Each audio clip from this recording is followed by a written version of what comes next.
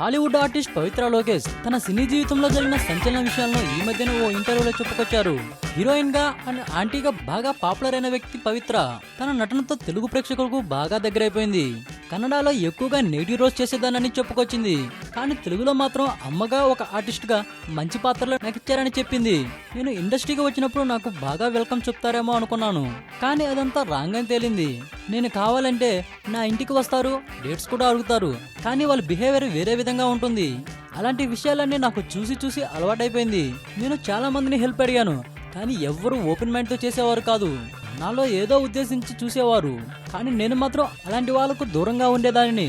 అలాంటి వాళ్ళని చూస్తూ ఉంటే నాకు చిరాకు వేస్తుండేది. ఓ టాప్ హీరోని బాగా నమ్మి మోసపోయానని చెప్పింది. ఇలాంటి అవమానాన్నిటిని దాటి ఒక ఆర్టిస్ట్ గా మంచి పేరు తెచ్చుకున్నానని పవిత్ర ఓ ఇంటర్వ్యూలో చెప్పుకొచ్చింది.